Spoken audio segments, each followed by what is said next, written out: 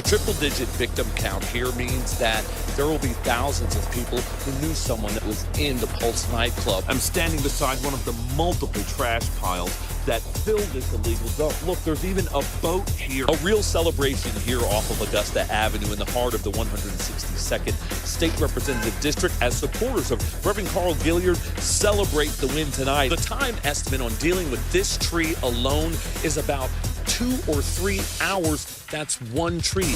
Multiply that times thousands, and we are talking a long time. Good evening to you and to everyone watching. Literally less than a minute ago, I personally witnessed them removing one of the victims from the nightclub. It's just over my shoulder there. That occurred here at the U.S. Customs House has resulted in state charges against Rorex. To the naked eye, it may look like there's just one tent right there behind me, but city leaders say there are 93 homeless people living in this area.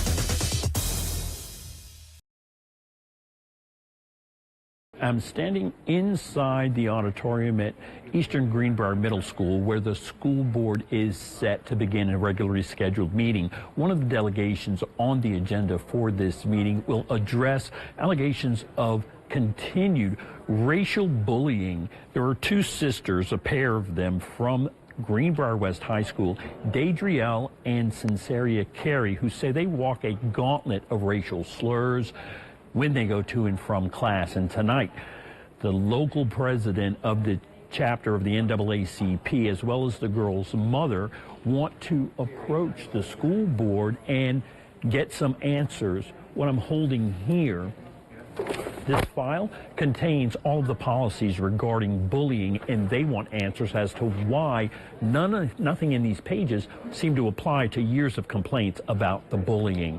In July, this post went viral. Video shot in Savannah of a mother disciplining her child. Many say it's child abuse, but police investigated and did not make an arrest. They turned the case over to Georgia's Division of Family and Children's Services. State law says child abuse in Georgia means physical injury or death inflicted upon a child by a parent or caretaker other than accidental means, neglect or exploitation of a child, endangering a child, and the sexual abuse or sexual exploitation of a child. State law mandates virtually everyone working with children in any capacity to report child abuse, even summer camp counselors like Riz Zaki. There's kind of knowing things or saying things that a child at their age shouldn't know or say, or if they come in with marks on their like bruises or something.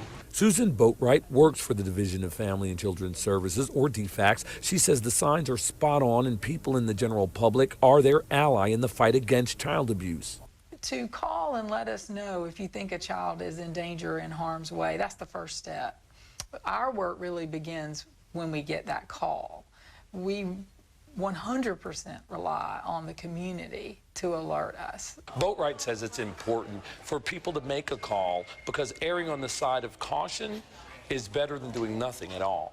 I hope they wouldn't worry with whether it's the legal definition of abuse or not. I hope that if they feel something's not right or they've observed some behavior that they think is just detrimental to the child, then they would call.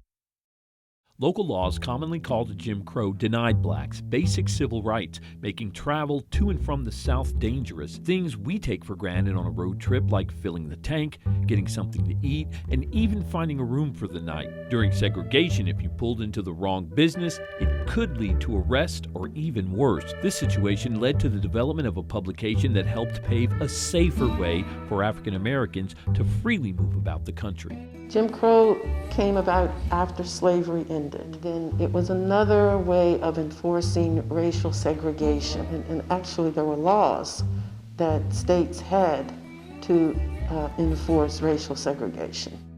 Janice Cooley is the president of the board of directors of the Greenbrier Historical Society. Cooley says there's no doubt segregation picked up where slavery left off. When the slave era in the United States came to an end, Jim Crow began to fly across all of the southern states. It made travel treacherous for African Americans, which led to the rise of this, the Green Book. This is a copy of the Green Book, though it's more like a magazine.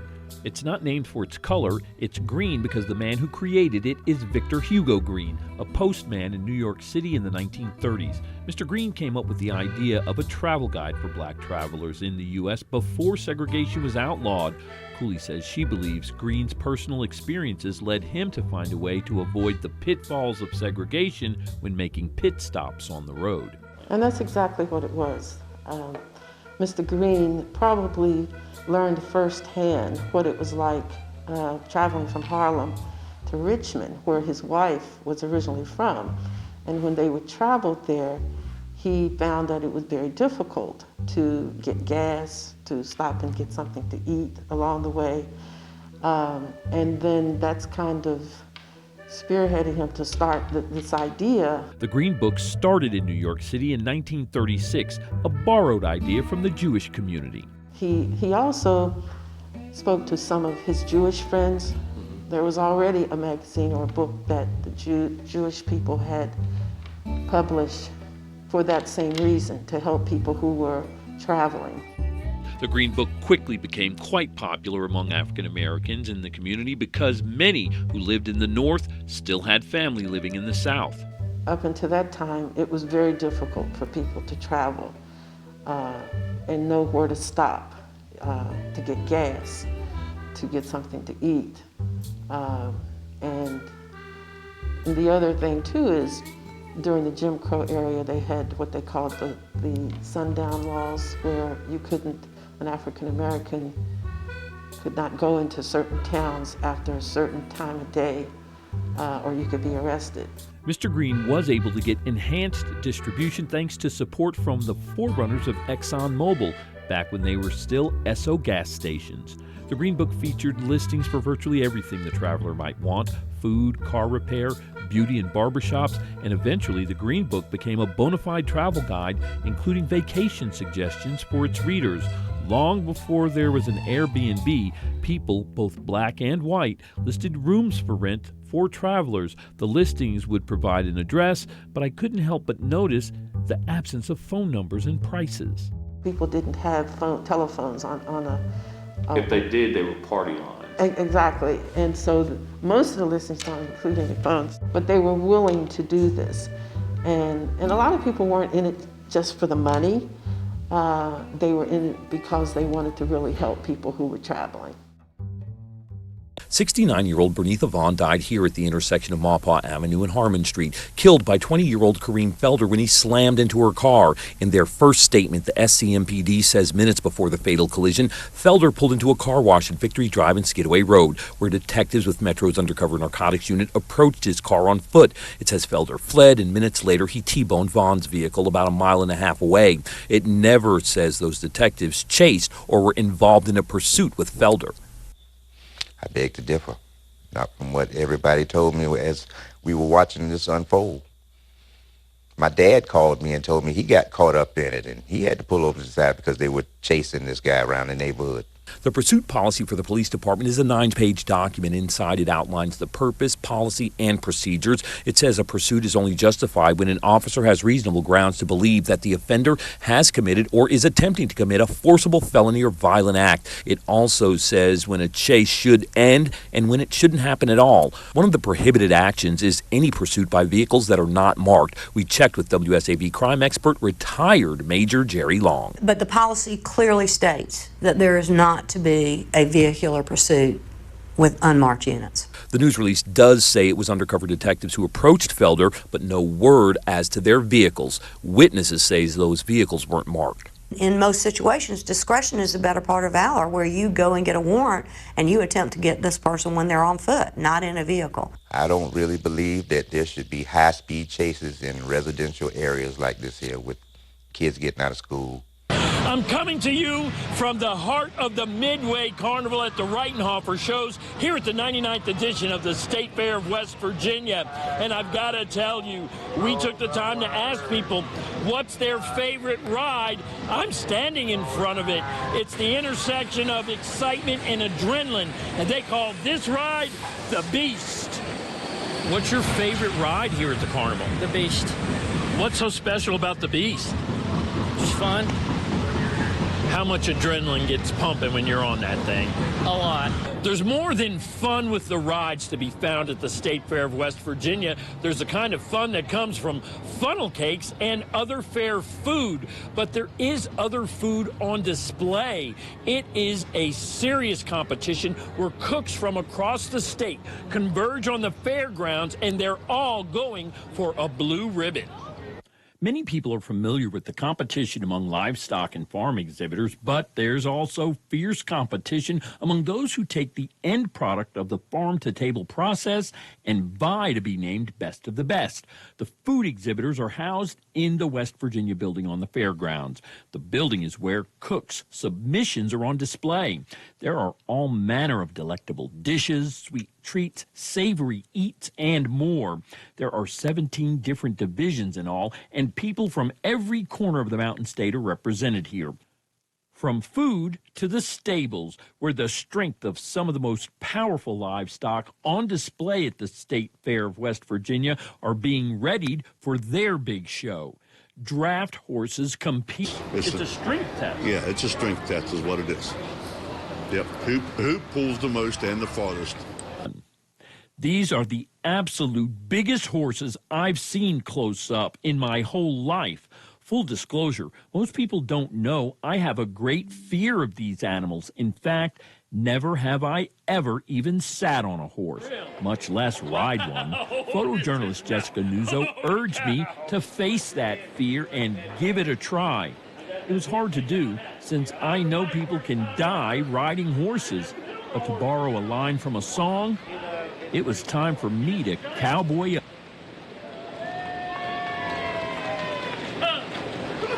I'm not dying. So I've been alive for more than half a century, and this is the first time in my whole life that my butt has been on the back of a horse. And to be honest, I was deathly afraid because people die in horse accidents. But this horse did not kill me, and I might actually ride again. And so with that, this concludes my State Fair of West Virginia coverage. Here for you in Fairleigh, I am Martin Staunton, WVVA News. This utility line is the only thing holding this tree back from falling. When it goes, it will hit Jacqueline Tanner's Southside home. The strain from the weight of the tree is written on the base of the closest utility pole. The line is owned by AT&T. The tree is on property owned by Crossroads Apartments, and the city of Savannah says this is a civil matter between two private citizens. The city not helping me a little bit. When they went back there, looked like they on their side and more on my side. So that's the way I feel. So none of them ain't working with me. I just want the tree branch off my property. AT&T issued a statement saying that they're aware of the issue that Ms. Tanner has raised, and they've inspected that utility pole behind her home, and it is in both working condition and does not need to be replaced at this time. The threat posed by the tree doesn't just threaten Tanner's home, it also threatens this home, which is right next door. And you won't believe what happened when we went over the fence to try to talk with someone from Crossroads Apartments. This is the view of the tree from the opposite side of the fence from Tanner's backyard. We tried to reach out in a civilized manner before showing up at the apartments, but it was clear we were not welcome here. Are you locking the door? She just locked the door. Wow, she just locked the door. We called, and they hung up here at the Crossroads apartment. We wanted to talk with them about the tree. The last time I was here, I'm not sure what that lady's name was. It's the very same lady. Follow me. She said she didn't see this tree that's on the fence right here. It's not quite 50 feet. And this is the backside of the tree where we're told that the children, some of the children from this apartment complex are playing on that tree. And as you can see, there are no barricades or anything to keep children off of it. The intersection of Logan and Wayne Streets is where the Green Book led African Americans traveling through this part of West Virginia who were in search of a room for the night and good food to eat. There were two hotels here. The first was the Travelers Inn, but in 1947, this woman, Thelma Stone, built another hotel right next door. Dr. Carolyn Foster Bailey Lewis was raised here from infancy until her early teen years by her great aunt, Thelma. From what I understand, there was the land over there available on Wayne, on the corner of Wayne and Logan. And she walked into the Flat Top National Bank in 1947 or so. and got the loan to purchase the land and to build the building. It was called Hotel Thelma. It opened boasting 18 rooms, a big restaurant on the ground floor, which was later cut in half and became a grocery store. Some of the rooms were expanded to become apartments. The Green Book definitely generated business here. I knew it drew business because we had people from everywhere to stop at Hotel Thelma on their way to wherever they were going because they had a Green Book and they knew it was a good place to eat and to lodge. But it was not just travelers who benefited from this black-owned business in Bluefield. Willie Perry grew up in this neighborhood when Hotel Thelma was hopping. We never did look at it as a hotel. It was Miss Thelma's. We're going to Miss Thelma's. And going to school, that was our supply going to school. If you wanted anything that you needed, school supplies, candy, you could stop there and get it. And if these walls could talk, they'd tell you that Rock and Roll Hall of Famers were on the guest list at this hotel listed in the Green Book. I was a little girl, so to me, it was just people coming through who were performing at the Bluefield Auditorium. They didn't become famous until much, much later because they were what we called on the Chitlin circuit, played at small venues in Charleston and Berkeley and Bluefield, Roanoke and all of that. There would be a big poster on the telephone pole that would say, James Brown Review or Ike and Tina Turner Review coming to the Bluefield Auditorium. And so we kept those folks, and I remember serving Ike and Tina in room number 22, and they gave me $1 tip. And, you know, being a little girl, 7 or 8 years old, that was a big thing. But yes, James Brown came through there to our hotel, Etta James, Sam Cooke, Little Richard. My Aunt Edith did Little Richard's hair, by the way. So we had a lot of people who came through the hotel. And I just remember being so busy with fish frying and chitlins and green beans and just extra everything because most of them liked to eat in their rooms and we served them there. They would rarely come out. Those stars and the reputation of this Green Book listing helped Dr. Foster and a group of others get this historical marker placed in front of the building. We're so proud of that. And hopefully that people know that was a very important corner there at Wayne and Logan Streets. A lot of legendary performers have passed through the doors here at the Hotel Thelma. This place has been closed for decades now, but it has earned a place in West Virginia history. This marker was placed here just this past January. But for the people who live and grew up when this hotel was in its heyday, say it's earned a place in their hearts. I think about it now, how big that place was for this community. It wasn't only a place of housing. That was also our voting place. That's the first place I voted at. It was inside Thelma? Inside Thelma's. That was a precinct. So it was much more than a hotel and a restaurant. It sounds like it was almost like a community gathering. It was a community center. The use of the N-word is very derogatory. It's demeaning. I've never heard it used in a complimentary way. It does not lift people up. These two young girls that we're talking about with this most recent incident, one girl has lost 44 pounds from the stress and the agony of this.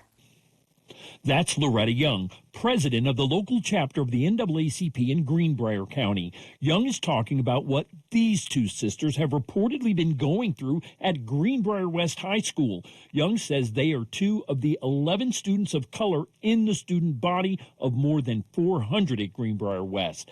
This is Sinceria and Dadrielle Carey, a freshman and junior at the school.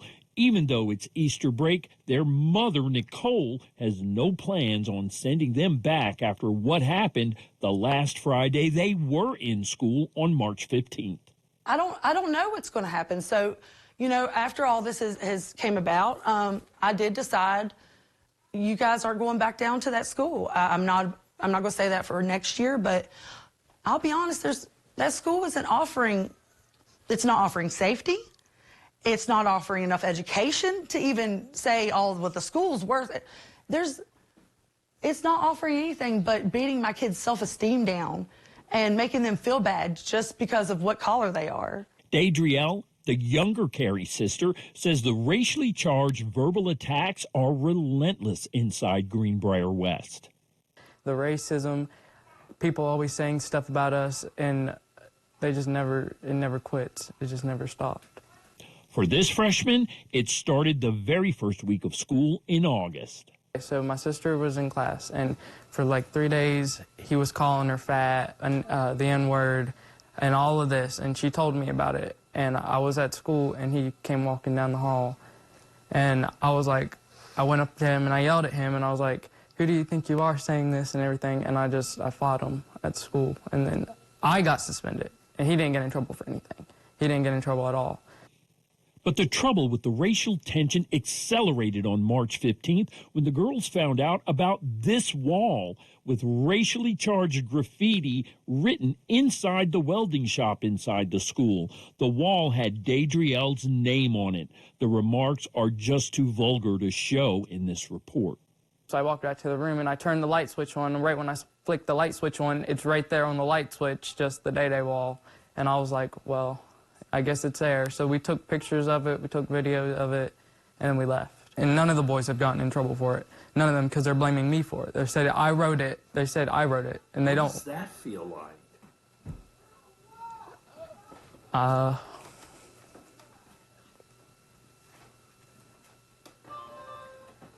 Confusing, because why would I do that? Why would I write that about myself? Nicole Carey says the racially charged bullying issue with her daughters at this school started long before her youngest, Dadriel, entered her freshman year here at Greenbrier West, and long before that ugly racial slur was written on the walls of the welding shop at this school. She says it actually started when her oldest daughter, Sinceria, was a freshman, and Sinceria says she silently endured that treatment. It would be the certain same kids saying this from, as long as I've been there. It'd be the same kids calling me the N-word, making fun of me for my piercings, for my skin color, for my hair because it was curly or different, or because I had an afro. You know, it would be constant remarks from other people just because I didn't look like them. The name-calling here occurred out in the open, according to one friend who says she's an eyewitness to the unbridled gauntlet of bullying. Just about every bad slur you can think of. You've seen this happen. They make gorilla sounds in the hallway. They call her the M-word in the hallway. They've yelled at her in the back of the class, and she'll be in the front. There's been times where I've walked down to her classes just to say hi to her and everything, and I'll see boys walk by and go, ooh, ah, make monkey noises and call her the M-word. Right to her face. Right to her face. And for this mother, there's no doubt her daughters are victims of bigotry and complacency. No one says we can't have this. And any other school, if I would call a kid that had an issue, if I would say something about that, or maybe a kid that was a little overweight, or maybe a kid with too fuzzy hair, and if I would pick on them with those, I would be a bully. I would be kicked out. But this isn't bullying. This isn't harassment.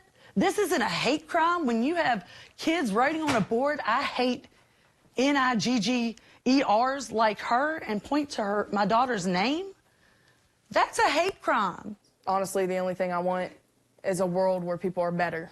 People are nicer, people are kinder to others, and where they can overcome their hate and fill that with love, with humanity. We are investigating. We have a team of persons who are going to be checking out all the stories. And I am having conversations with the National NAACP's Chief Legal Counsel. I'm having conversations, we will have as the branch, conversations with the ACLU, the Southern Poverty Law School, the Federal Office of Civil Rights in the Federal Office of Education. These folks have called me and offered their assistance because, once again, enough is enough. The city's report is 133 pages and includes 47 witnesses, but only 4 sworn statements. The document is supposed to look into claims of misconduct by the Recorder's Court clerk, but it seems to focus on the chief judge, Tammy Stokes, with claims of favoritism based on race, drinking on the clock, unnecessary use of substitutes, and reports of a feud between she and Judge Claire Williams. I wouldn't describe anything I've ever been in as a feud. And that's one of those words, I tell you, that just jumped out at me because it's such a loaded word.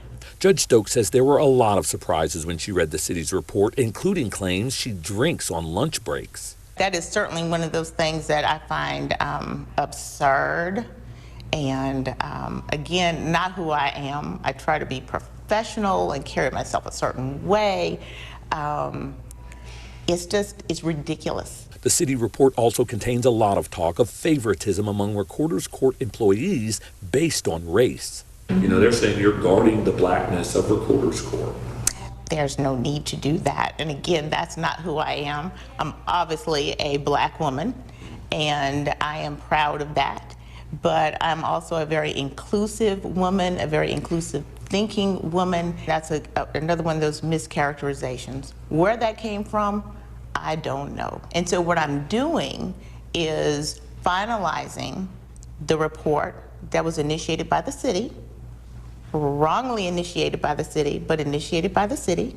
I will deal with what is, and I will issue my findings and my conclusions. The president of the Greenbrier chapter of the NAACP was the first to address the school board. Loretta Young told that panel it's time to step in and offer the victims of racial bullying the protections they are obligated to provide. The organization's legal counsel from Washington, D.C., echoed that sentiment. The reported victim of the incendiary bullying say school leaders told them students could use the N-word because it's protected speech, but a representative from the ACLU countered that reported claim. That racial bullying is not free speech, that racial harassment in schools is not free speech.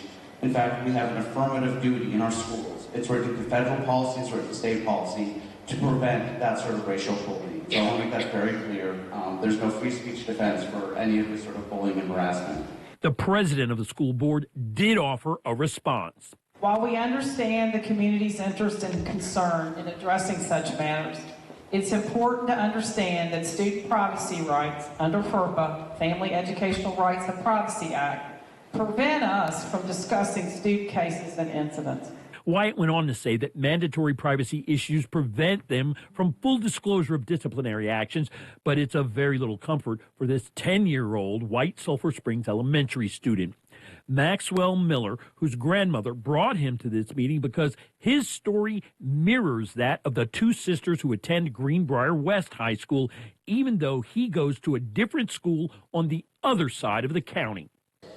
He started to call me a racist name. He called me monkey. And everybody else started to catch on when he would say that.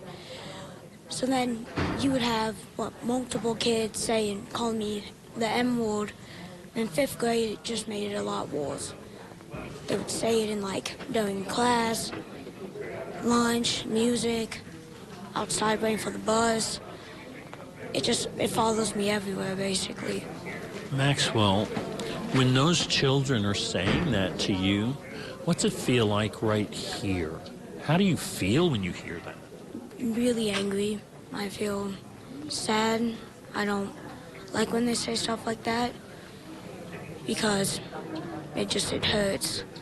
Advocates pushing for equality in Greenbrier County, like Scott Miller of Lewisburg, say little Maxwell's story has been felt by generations of people of color in Greenbrier County, and it's time for the school board to really step in and stand behind a zero-tolerance policy of racial bullying in any of their schools. Nothing much has changed, and as a white person, I want to say shame on you, school board, for not doing something. Their attitude is clearly, we'll take care of it. That's what they said at the end of this meeting. Showboat The Life of Kobe Bryant was published in 2016. Author Roland Lazenby says this work has been translated into 9 languages over the last 4 years. Lazenby shares the first time he met Kobe Bryant after seeing him play against the Charlotte Hornets, the team that drafted Bryant but then traded him to the Los Angeles Lakers. I saw him score his first NBA field goal in Charlotte when he was a rookie. And he bounced into the locker room afterward. This was the day after he'd made the statement about being the greatest in New York. He bounced in the locker room, and I'm there as a reporter, and he immediately hits me with a soul shake. And he doesn't know who I am. I'm some guy there with a microphone and a notebook, but he was eager to greet the world. Lazenby says from the start of his career in the NBA, there were huge misconceptions about the events that led Kobe to play for the Lakers. He was 17 at the time and legally could not enter into a contract. Lazenby says Kobe wanted to play college basketball. He says it was Bryant's parents who laid the groundwork for that deal.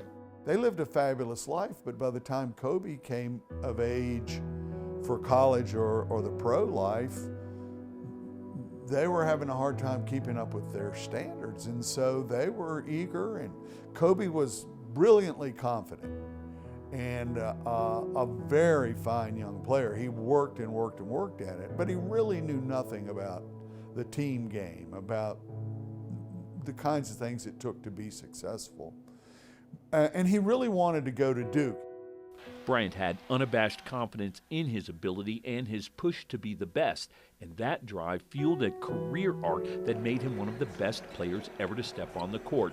But his story has had an appeal that reaches far beyond the lines that define the game of basketball.